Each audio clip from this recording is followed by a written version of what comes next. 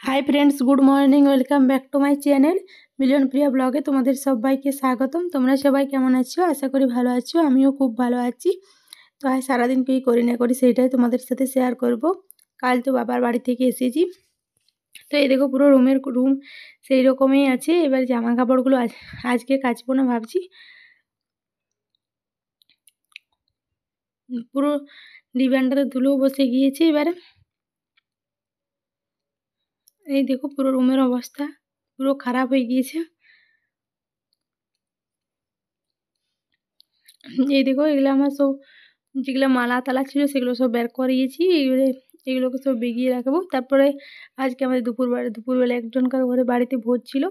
তো তার জন্য মা সকালবেলা সোয়াবিন দিয়ে এটা একটা পোস্ত দিয়ে একটা তরকারি করেছিল, আর আলু ঠাসা করেছিল, দিয়ে সেটা দিয়ে ভাত খেয়েছিলাম সকালবেলাতে। এইখানে জামা কাপড়গুলো বেগে গুছিয়ে রেখেছি বলে কাল কাচবো। আর এইগুলোকে অল্প একটু গুছালাম। এইগুলো পরে যাবো ভোজ খেতে, তার জন্য এইগুলো বের করে রেখেছি। শাড়িটা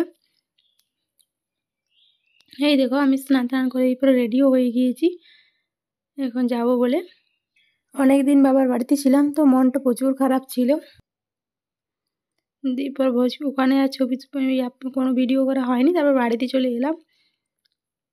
আসার পরে একটু ঘুমিয়ে গিয়েছিলাম, দিয়ে ঘুম থেকে উঠলাম বিকালবেলাতে।